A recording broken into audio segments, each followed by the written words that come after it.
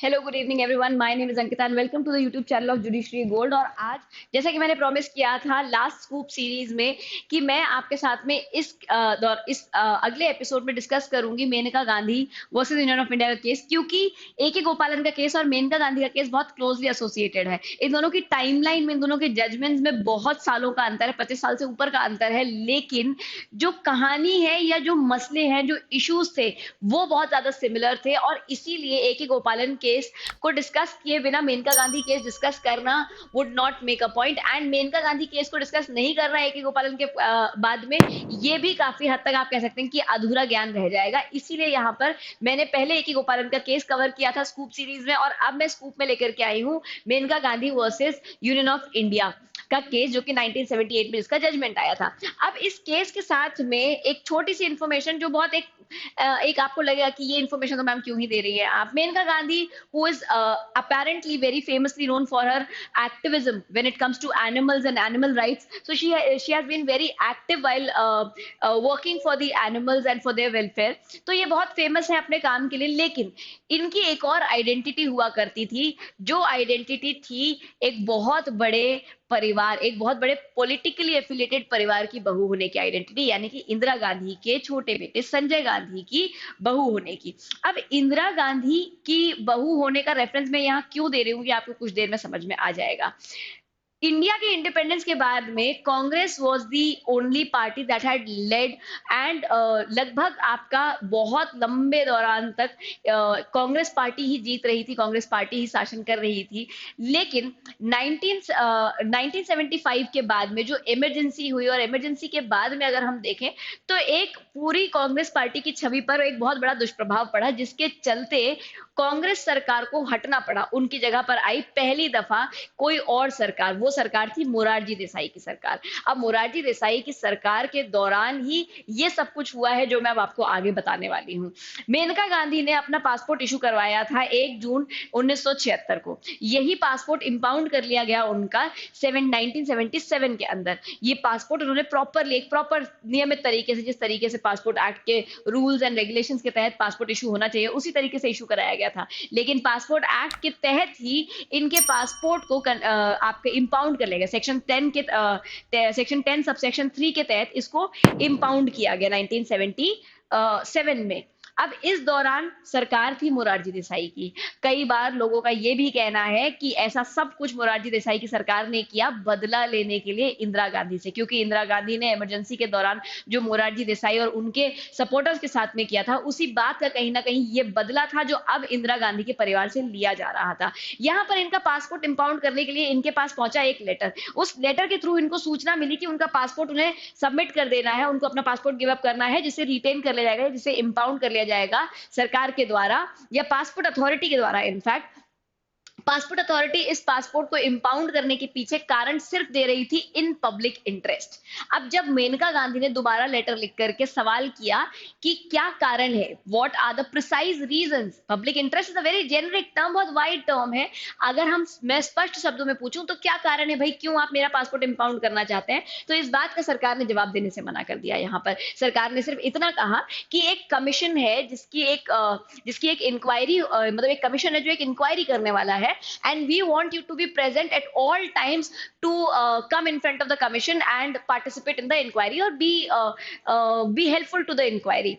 तो यहाँ पर ये कहते हुए स्टेट ने अपने आप को डिफेंड किया और कहा कि भाई हम पासपोर्ट इसलिए इंपाउंड कर रहे हैं ताकि आप कहीं जा ना पाए, क्योंकि अगर आप चली गई और यहाँ कमीशन को आपकी आवश्यकता हुई तो फिर उस आवश्यकता की पूर्ति कैसे होगी, और इंक्वायरी के लिए बहुत जरूरी है कि आप वहां पर उपस्थित रहे। So therefore we are impounding your passport. अब इसी के चलते बहुत बार लोगों ने इस पूरे के पूरे मसले को पॉलिटिकल रिवेंज की तरह माना, पॉलिटिकल रिवेंज कहा भी। इनफैक्ट मेनका गांधी का भी यही कहना था यहाँ पर कि ये कुछ भी नहीं है, यहाँ कोई कारण नहीं है या कोई मेरिट नहीं है ऐसा कुछ करने के पीछे, उनका पासपोर्ट के इंपाउंड होने के पीछे। ये सब कुछ जो हो रहा है ये सिर्फ और सिर्फ एक पॉलिटिकल रिवेंज ही हो रहा है, एक पॉलिटिकल रिवेंज है जो उनसे लिया जा रहा है। साथ ही में मेनका गांधी ने इस पूरे दौरान जैसे ही उनको लेटर प्राप्त हुआ कि उनको कारण डिस्क्लोज नहीं किए जा सकते हैं, एंड सिर्फ एक कमिटी है जिसके सामने प्रेजेंट होने के लिए, सामने उपलब्ध होने के लिए उनके पासपोर्ट को इंपाउंड करने की आवश्यकता है, उन्होंने एक रिट दायर कर दी सुप्रीम कोर्ट में आर्टिकल 32 के तहत, ये कहते हुए कि उनके फंडामेंटल राइट्स आर्टिकल 14, 19 एंड 21 का उल्लंघन किया जा रहा है, वायलेशन या अतिक्रमण किया जा रहा है। अब इसी के चलते कोर्ट के सामने कुछ इश्यूज आए। कोर्ट के सामने जो इश्यूज थे, सबसे पहला इशू ये था कि is right to travel abroad part of article 21, है ना।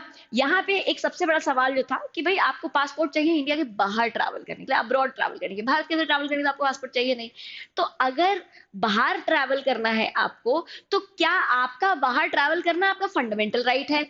To which she had asserted, or she had claimed that right to travel abroad was a right within the ambit of Article 21, जो आपको right to life and personal liberty provide करता है। भाई personal liberty का तात्पर्य है कि मैं घूमने जाना चाहती हूँ, है ना, मेरे पास पैसा है, मेरे पास टिकट्स है, मेरे पास बुकिंग है, मेरे पास सारे कानूनी तौर पे जो रिक्वायरमेंट्स है वो सारी चीजें मेरे पास है और मैं घूमने जाना चाहती हूँ।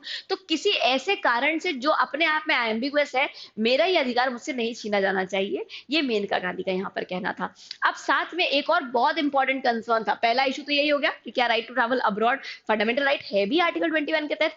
दूसरा, क्या आर्टिकल 14, 19, 21 एक दूसरे के इंडिपेंडेंट है या इंटरकनेक्टेड है? अब देखिए, previously in the case of A.K. Gopalan, now why A.K. Gopalan case was important and क्यों chronologically उसे पहले आना जरूरी था?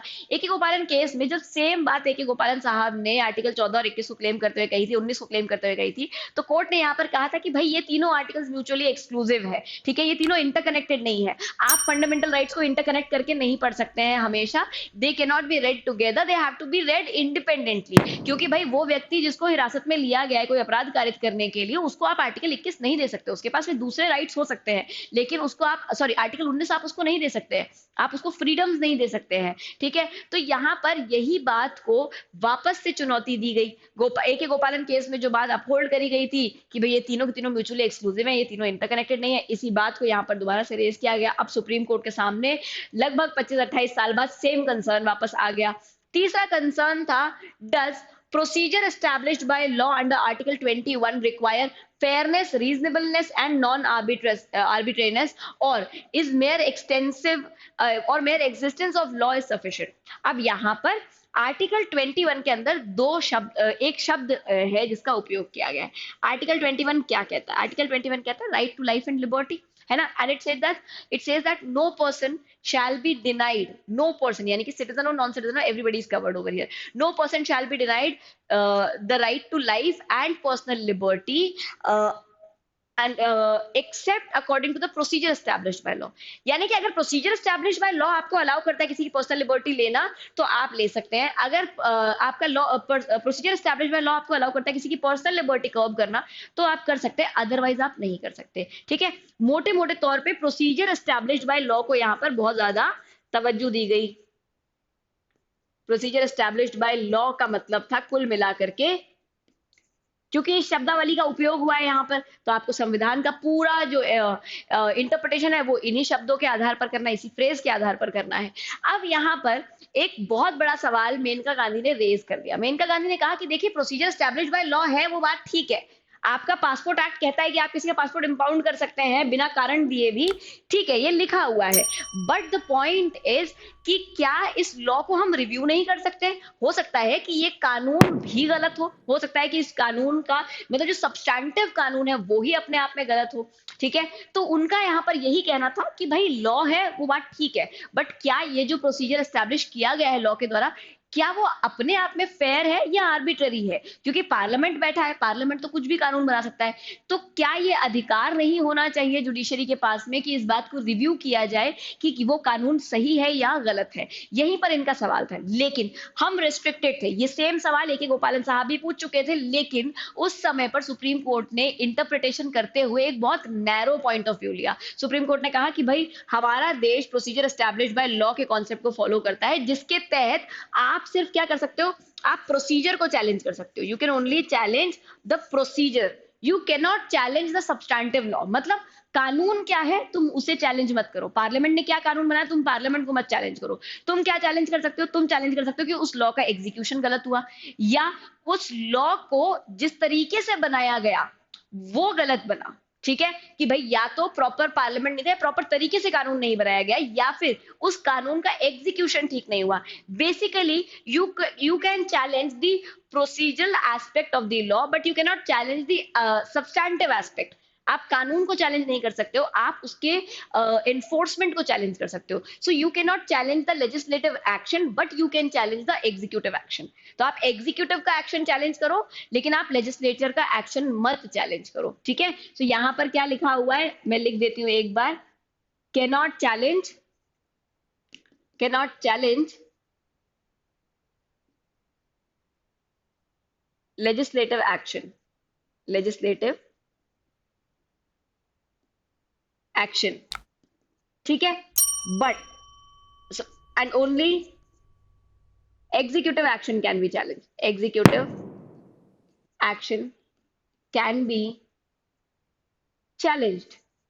ठीक है, ये मोटे मोटे तौर पर बात होता है प्रोसीजर एस्टैब्लिश्ड बाय लॉ का। अब यहां पर देखिए सवाल ये उठा कि अगर प्रोसीजर एस्टैब्लिश्ड बाय लॉ ये कहता है, तो अब हम कैसे तय करें कि कोई कानून फेयर है या नहीं है, जस्ट है या नहीं है, और हम ये कैसे कह दें कि कानून का फेयर या जस्ट होना चाहिए या होना जरूरत है। तो यही बात के कारण ए के गोपालन केस में आपका प्रोसीजर एस्टैब्लिश्ड बाय लॉ को रिटेन करते हुए ड्यू प्रोसेस ऑफ लॉ वाला एस्पेक्ट या सब्सटैंटिव लॉ को चैलेंज करने वाला एस्पेक्ट जो है वो साइड लाइन कर दिया गया था। अब इसी से मिलता जुलता एक और कॉन्सेप्ट है, the concept is called the concept of due process of law. Due process of law on the other hand, ये अपने आप में काफी लिबरल कॉन्सेप्ट है, कभी काफी वाइडर कॉन्सेप्ट है। ये आपको अलाउ करता है दोनों को ही चैलेंज करना, लेजिस्लेटिव एक्शन भी चैलेंज करना कि भाई लेजिस्लेचर ने अगर कुछ गलत किया आप वो भी चैलेंज करो, और अगर एग्जीक्यूटिव ने गलत एनफोर्समेंट किया है लॉ का तो आप वो भी चैलेंज करो। यानी कि आप कानून बनाने की प्रक्रिया चैलेंज कर सकते हो, आप कानून को चैलेंज कर सकते हो, आप कानून के एनफोर्समेंट को चैलेंज कर सकते हो। So everything is under the purview of judicial review as per the doctrine of due process of law. But unfortunately और fortunately in the Indian constitution the phrase that we had used was procedure established by law only. तो अब supreme court के सामने ये भी सवाल था कि भाई अगर हम प्रोसीजर एस्टैब्लिश्ड बाय लॉ की बात करें तो फिर क्या हमारे कानूनों का रीजनेबल आर्बिट्ररी ना होना और हमारे कानूनों का फेयर होना अनिवार्य है या आवश्यक है। अब देखते हैं कि इसके ऊपर सुप्रीम कोर्ट ने अपने जजमेंट में क्या कहा। Before we switch on to the judgment, here's an important information those who are practicing and want to prepare for the judiciary examinations. देखिए अब क्योंकि प्रैक्टिस मैंडेटरी हो गई है, ये सभी के ऊपर इंप्लीमेंट होगा कि सबको प्रैक्टिस करने जाना पड़ेगा। जो अब तक अपने घरों में बैठे थे उन्हें भी डिस्ट्रिक्ट कोर्ट्स में, हाई कोर्ट्स में उतरना पड़ेगा प्रैक्टिस करने के लिए। अब जब आप प्रैक्टिस करेंगे तो आपका दिन का एक बहुत बड़ा हिस्सा प्रैक्टिस में निकल जाएगा, जहां पर आपके पास में शायद जितना समय आप बिना प्रैक्टिस के पढ़ाई को दे सकते हैं आप उतना समय पढ़ाई को ना दे पाए। आप ही की तैयारी को पुख्ता करने के लिए बीएनएसएस, बीएनएस और बीएसए, इन तीनों सब्जेक्ट्स के लिए यानी कि न्यू क्रिमिनल लॉज जो है उन पे आपकी बात पक्की करने के लिए हम लेकर के आ रहे हैं एक क्रैश कोर्स। ये क्रैश कोर्स स्पेशली डिजाइन किया गया है वर्किंग प्रोफेशनल्स के लिए। देखिए सिर्फ जुडिशरी की तैयारी कर रहे हैं तो आपके लिए क्रिमिनल लॉस पता होना जरूरी नहीं है। अगर आप कोर्ट में सिर्फ प्रैक्टिस ही कर रहे हैं, आपका कोई एस्पेक्ट, आपका कोई फिलहाल मोटिव ही नहीं है जुडिशरी प्रिपेयर करना, लेकिन आप सिर्फ कोर्ट में प्रैक्टिस करना चाहते हैं, कोर्ट में भी प्रैक्टिस करने के लिए आपको नए क्रिमिनल लॉस तो पता ही होने चाहिए, क्योंकि पुराने क्रिमिनल लॉस तो अब इम्प्लीमेंट नहीं होंगे, है ना, अब तो वो इन्फोर्सेबल नहीं है। तो यहाँ पर भाई नई चार्जशीट बनेगी वो बीएनएस के अकॉर्डिंग बनेगी, नए प्रोसीजर्स चलेंगे वो बीएनएसएस के अकॉर्डिंग चलेंगे, एविडेंस होगा बीएसए के अकॉर्डिंग होगा।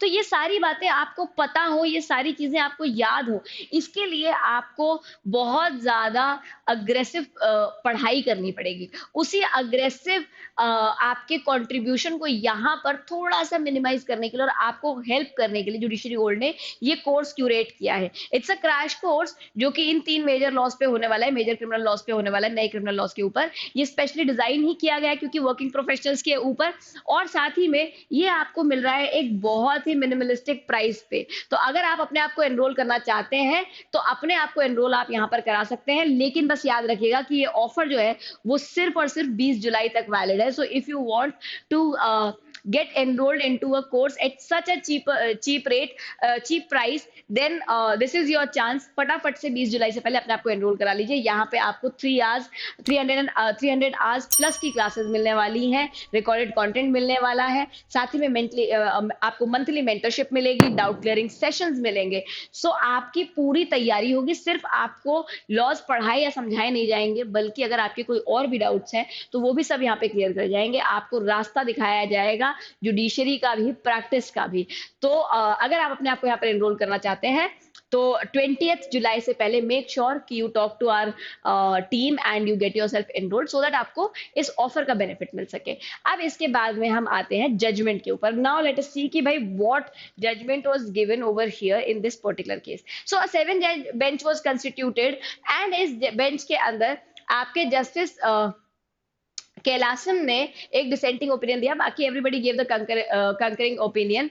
एंड यहाँ पर क्या क्या बातें कही गई। सबसे पहले, right to travel abroad was held to be essential component of article 21। Court का यहाँ मानना था कि ये बात सच है कि राइट टू लाइफ और पर्सनल लिबर्टी बेसिकली सिर्फ फिजिकल रिस्ट्रेंट तक सीमित नहीं है, यानी कि आपको कोई फिजिकली जकड़ ले, पकड़ ले, बांध दे, बंद कर दे, सिर्फ यहाँ तक आपका पर्सनल लिबर्टी का अधिकार सीमित नहीं है। आपका राइट टू लाइफ और आपका राइट टू पर्सनल लिबर्टी आपको रैदर अलाउ करता है to do everything within the scope of law, कि भाई जो जो चीजें लॉ के दायरे में रहकर के आप कर सकते हैं वो सब कुछ करना आपको पर्सनल लिबर्टी अलाउ करता है आर्टिकल 21 के तहत।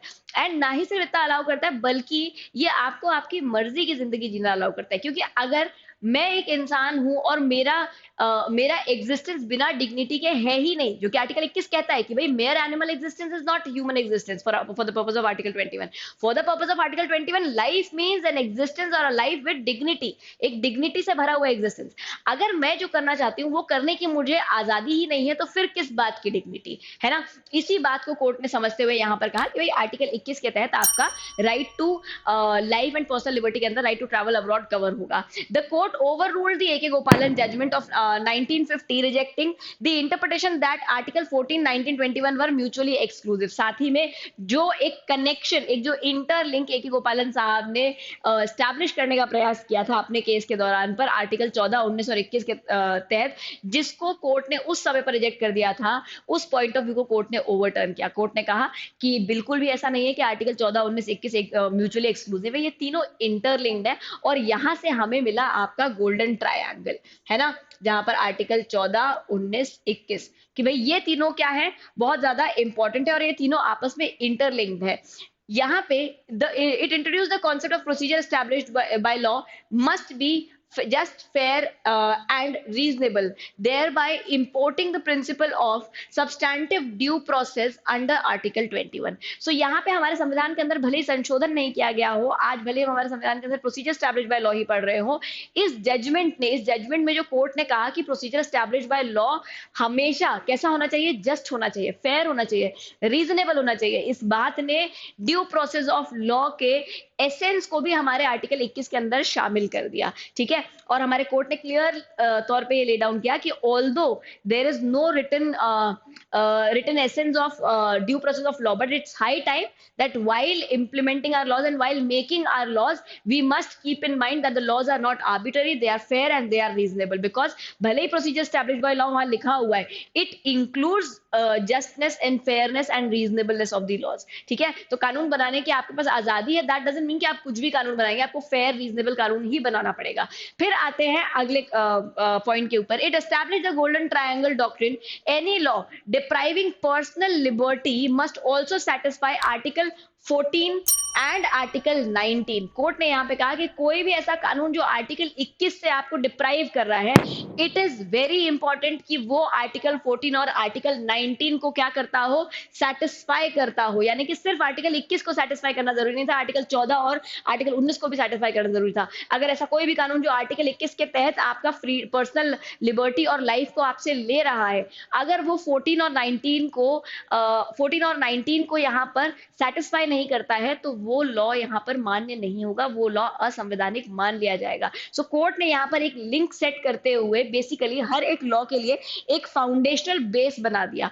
या आप ये कह सकते हो कि ऐसा कोई भी लॉ जो पर्सनल लिबर्टी को इन्फ्रिंज करना चाहता है या पर्सनल लिबर्टी आपसे ले रहा है, उसके लिए एक नींव डाल दी कि भाई आपकी नींव के ये 3 पिलर्स हैं, ठीक है? 14, 19, 21 ये 3 पिलर्स हैं, ठीक है? You cannot erect a law or a statute unless you have a close connect with them, or you have satisfied them, or you have made compliance with them. तो जब तक ये comply नहीं होंगे, जब तक इनके साथ consonant नहीं बैठेगा, तब तक आपका कोई भी कानून या statute जो है वो बनाया ही नहीं जा सकता या बनेगा ही नहीं, enforceable ही नहीं होगा. It emphasized the rule of natural justice, including the right to be heard, that is ordi alteram partem. साथ ही में कोर्ट ने यहाँ पर कहा कि भाई दोनों पक्षों को सुनना बहुत जरूरी है, नेचुरल जस्टिस का बहुत इंपॉर्टेंट प्रिंसिपल है audi alteram partem, and therefore both the party should be heard, and for both the parties to be heard the other party must know कि भाई उसका पासपोर्ट इंपाउंड क्यों हुआ है, तो आपको उन्हें कारण भी यहाँ पर बताना पड़ेगा. चलिए, इसी के साथ में लास्ट में कोर्ट का कहना था this case is widely consider. अगर हम कंक्लूड करने जाएं तो ये केस क्यों इतना इंपॉर्टेंट है, क्योंकि इस केस को कंसिडर किया जाता है watershed moment in the constitutional jurisprudence, expanding fundamental rights, strengthening judicial review and affirming constitutional morality. क्योंकि इस केस ने ना ही सिर्फ एक मामूली सा जजमेंट दिया, ना ही सिर्फ एक मामूली सा इंटरप्रिटेशन दिया, बल्कि इस जजमेंट ने हमारे संविधान के, हमारे कॉन्स्टिट्यूशनल जूरिस्प्रूडेंस का स्कोप बहुत वाइड कर दिया और ऑल टुगेदर उसको एक नया टाइमिंग दे दिया. हमें जुडिशियल रिव्यू को बहुत वाइडन कर दिया या स्ट्रेंथन कर दिया, फंडामेंटल राइट्स को एक बहुत ब्रॉड एस्पेक्ट दे दिया, और साथ ही में कॉन्स्टिट्यूशनल मोरालिटी को भी यहाँ पर क्या किया, अफर्म किया कि भाई कॉन्स्टिट्यूशन के अंदर भले ही प्रोसीजर एस्टैब्लिश बाय लॉ लिखा है, लेकिन that doesn't mean कि you can breach the other constitutional points, or you can breach the constitutional morality by the help of one phrase. ठीक है, वो फ्रेज हमारे संविधान के बनते समय किसी और कारणवश यूज करी गई थी, ड्यू प्रोसेस नहीं यूज किया गया था. ऐसा नहीं था कि हम अवेयर नहीं थे, हमारे कॉन्स्टिट्यूशन मेकर्स अवेयर नहीं थे, but they had their significant reasons for not inculcating due process of law in our constitution, but that certainly did not mean कि आप कानून बनाते हुए हमारी कॉन्स्टिट्यूशनल मोरालिटी को ही क्या कर दे, कॉम्प्रोमाइज कर ले. और वही बात यहाँ पर कोर्ट ने रीअफर्म करी, ये कहते हुए कि भाई ये जजमेंट के थ्रू जो हमने इंटरप्रिटेशन दिया है, अब कॉन्स्टिट्यूशनल मोरालिटी कॉम्प्रोमाइज नहीं करी जाएगी. फिर साथ में it laid the foundation for later developments under Article 21, like right to environment, right to privacy, fair trial, livelihood, food, and much more. Criticisms include concerns about judicial overreach. अब कई बार लोग इसे क्रिटिसाइज करते हैं और कहते हैं कि यहाँ पर आपने जुडिशरी की रीच बहुत ज्यादा बढ़ा दी है, यानी कि इतना रीच उनका एक्सपैंड कर दिया है कि कई बार ये ओवर रीच हो सकता है, या आप कह सकते हो कि ये अतिक्रमण या इन्फ्रिंजमेंट करने के दायरे तक पहुंच सकता है. Lack of textual support for fair procedure in the constitution and the potential ambiguity in defining fairness standards. दूसरा कोर्ट का यहाँ पे लोगों का कहना था, क्रिटिक्स का यहाँ पे कहना था कि देखिए आपके फेयर प्रोसीजर की कहीं पर भी कोई व्याख्या नहीं करी गई है संविधान के किसी प्रावधान के अंदर, इसीलिए इस तरीके का जजमेंट देना या प्रोसीजर स्टैब्लिश बाय लॉ के साथ में फेयरनेस या फेयर प्रोसीजर के एलिमेंट को ऐड कर देना, ये कहीं ना कहीं क्या है, आपका गलत है, क्योंकि यहाँ टेक्सचुअल सपोर्ट है नहीं इस तरीके की बात को ऐड करने के पीछे. दूसरी चीज, there is a potential ambiguity in deciding कि फेयरनेस है क्या, स्टैंडर्ड ऑफ फेयरनेस क्या होगा. भाई आप किस चीज को फेयर कहोगे, आप किस चीज को जस्ट या रीजनेबल कहोगे, इस बात का पैमाना सेट करने में, इस बात का स्टैंडर्ड सेट करने में क्या है,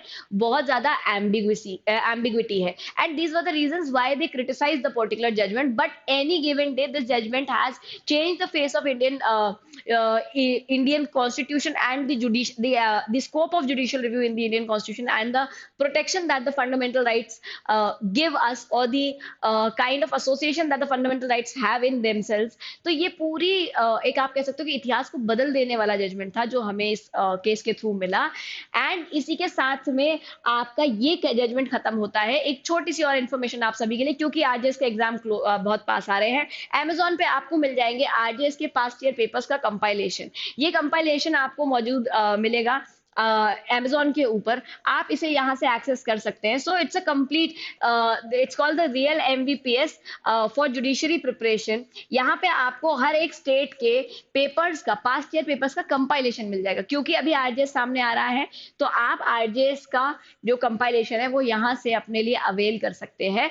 आपको कुछ नहीं करना है, Amazon पे जाकर के इन्हें बस खरीदना है. ठीक है, यहाँ पे आपको पूरा का पूरा इन डेप्थ ट्रेंड एनालिसिस मिलेगा कि किस तरीके के क्वेश्चंस पूछते रहा है आरजेएस में, या हर स्टेट में जो जो स्टेट की यहाँ पर बात हुई है. टॉपिक वाइज एंड सब टॉपिक वाइज आपको कंटेंट मिल जाएगा, चेकलिस्ट मिल जाएगी कि कौन से टॉपिक्स में से किस साल में कितने क्वेश्चंस बनाए गए. फिर उसके बाद में आपको एक कॉम्प्रिहेंसिव सिलेबस ब्रेकडाउन मिलेगा, कि सिलेबस का पूरा एक ब्रेकडाउन मिलेगा कि सिलेबस में से क्या पोर्शन इंपॉर्टेंट है, क्या पोर्शन इंपॉर्टेंट नहीं है. और साथ ही में आपको मिलेंगे answers with in depth explanation also. तो you will get the answers as well as the explanation to those answers. So I guess this will be very fruitful for your preparation if you are preparing for Rajasthan Judiciary. आपके last minute एक आप कह सकते हैं polishing के लिए बहुत ज्यादा इंपॉर्टेंट साबित हो सकता है ये पूरा का पूरा डॉक्यूमेंट. तो अगर आप इसे अवेल करना चाहते हैं, Amazon इज द प्लेस जहां से आप इसे खरीद सकते हैं. इसी के साथ में मैं ये सेशन एंड कर रही हूँ, but I will wait for your comments below my video in which you can give me suggestions regarding which case I should bring next. Bye guys, make your day great and best of luck.